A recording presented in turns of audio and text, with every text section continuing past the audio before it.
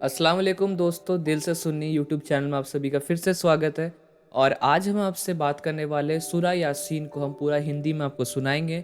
उम्मीद करूंगा आप वीडियो को पूरा देखेंगे। इससे क्या होगा, आपको सूरा यासीन पूरे अच्छे से समझ में आएगा। बिकॉज सूरा यासीन समझना हिंदी में, पहले आप सूरा यासीन अगर पढ़ते हो तो उसे अगर आप समझ जाए और उसके बाद आप उसे पढ़ो तो आपको बहुत अच्छे से और समझ में आएगा। ठीक है। सूरा यासीन का तर्जुमा हिंदी में। सूरा यासीन मक्की सूरा है और इसमें 83 आयतें और 5 रुकू है।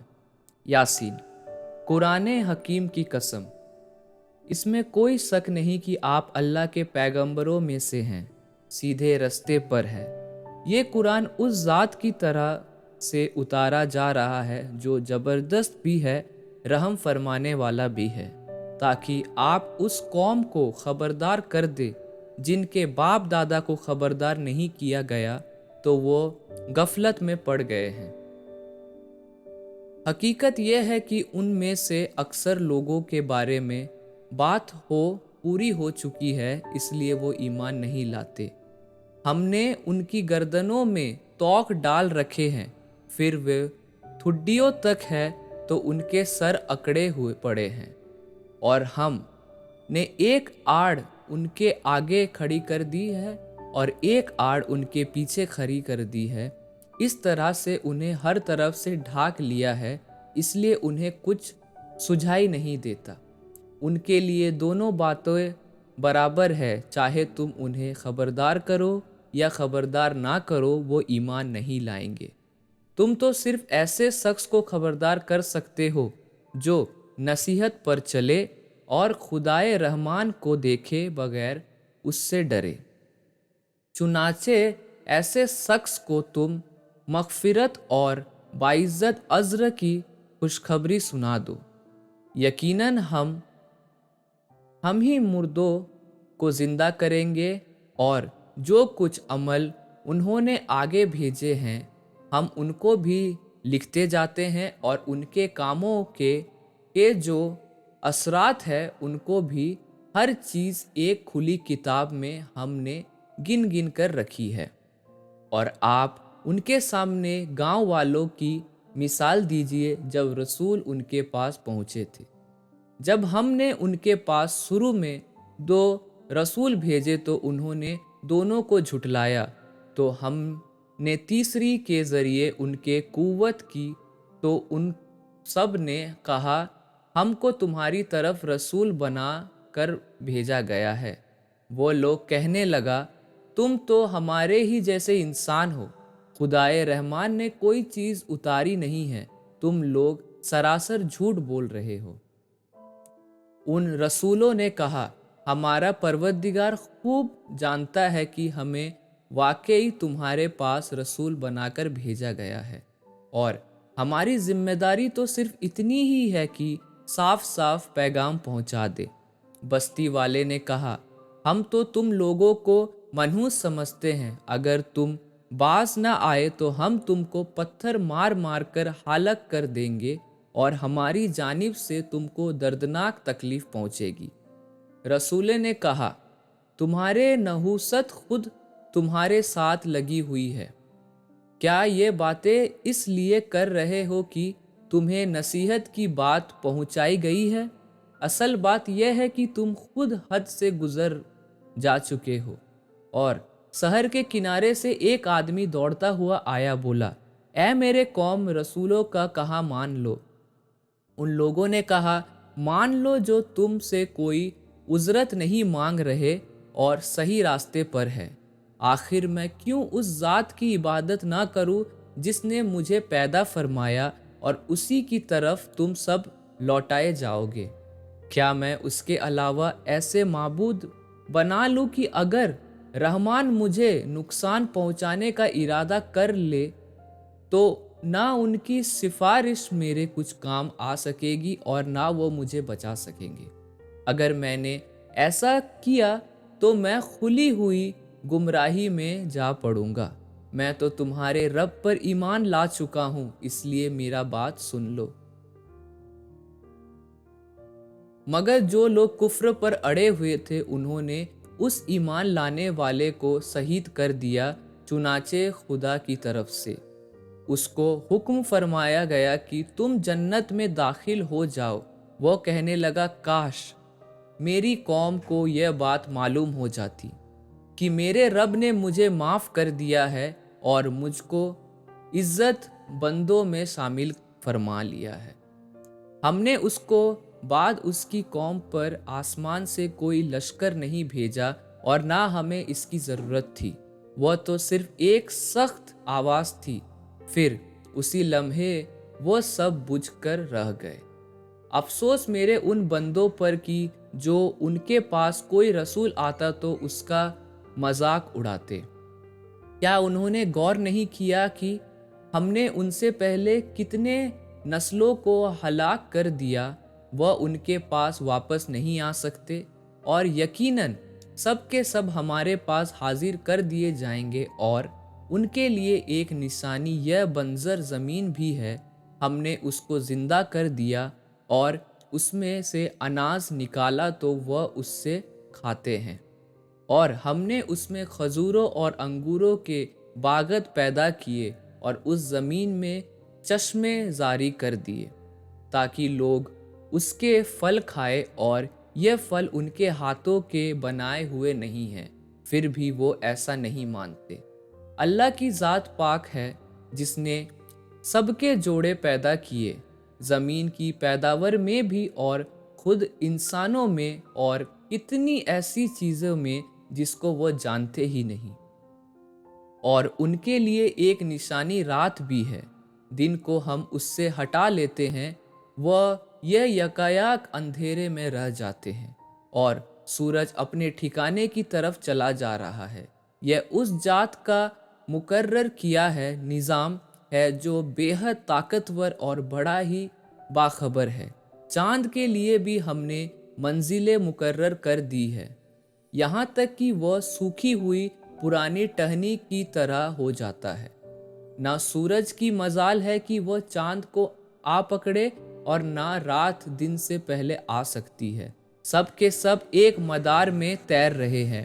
ان کے لیے ایک نشانی یہ بھی ہے کہ ہم نے ان کی نسل کو بھری ہوئی کشتی میں سوار کر لیا، اور ہم نے ان کے لیے کشتی کی طرح کی اور چیزیں بھی پیدا کی ہے جن پر وہ سوار ہوتے ہیں، اور اگر ہم چاہے تو ان کے غرق کر ڈوبے دے، پھر نہ ان کی فریاد پر کوئی پہنچنے والا ہو اور نہ وہ نکالے جا سکے، مگر یہ صرف ہماری مہربانی ہے اور ایک وقت تک کے لیے فائدہ مہیا کرنا ہے۔ اور جب ان سے کہا جاتا ہے عذاب سے ڈرو تو تمہارے سامنے اور پیچھے ہے تو شاید تم پر رحم کیے جائے، تو وہ اس کی کوئی پرواہ نہیں کرتے، اور جب بھی ان کے پاس ان کے پروردگار کی نشانیاں میں سے کوئی نشانی آتی ہے تو وہ اسے منہ پھیر لیتے ہیں۔ اور جب ان سے کہا جاتا ہے کہ اللہ تعالیٰ نے تم کو جو کچھ عطا فرمایا ہے اس میں سے خرچ کرو، تو ایمان نہ لانے والے مسلمانوں سے کہتے ہیں کیا ہم ان لوگوں کو کھلائے جن کو کھلانا اللہ کو منظور ہوتا تو خود ہی کھلا دیتے؟ تم لوگ کھلی ہوئی گمراہی میں پڑے ہوئے ہو۔ اور وہ لوگ کہتے ہیں کہ اگر تم سچے ہو تو بتاؤ کہ یہ وعدہ کب پورا ہوگا۔ وہ لوگ بس ایک سخت آواز کا انتظار کر رہے ہیں جو ان کو اس حالت میں آ پکڑے گا کہ وہ لڑ جھگڑ رہے ہوں گے، پھر نہ تو وہ کوئی وصیت کر سکے گا اور نہ اپنے گھر والوں کی طرف جا سکے گا، اور سر پھونکا جائے گا تو وہ سب قبروں سے نکل کر اپنے پروردگار کی طرف دوڑ پڑیں گے، کہیں گے ہائے ہماری بدنصیبی، ہم کو ہماری قبروں سے کس نے اٹھا دیا۔ یہی ہے وہ واقعہ جس کا بے حد مہربان خدا نے وعدہ فرمایا تھا اور اللہ کی پیغمبروں نے سچ ہی کہا تھا۔ بس یہ ایک سخت آواز ہوگی، پھر ایک ہی دم سب کے سب ہمارے سامنے حاضر کر دیے جائیں گے۔ پھر اس دن کسی شخص کے ساتھ ذرا بھی ناانصافی نہیں ہوگی اور تم کو تمہارے اعمال کا پورا پورا بدلہ دیا جائے گا۔ یقیناً جنت والے لوگ اس دن مزے اڑانے میں لگے ہوں گے، وہ اور ان کی بیویاں سائے میں ٹیک لگائے ہوئے مسحریوں پر بیٹھے ہوں گے۔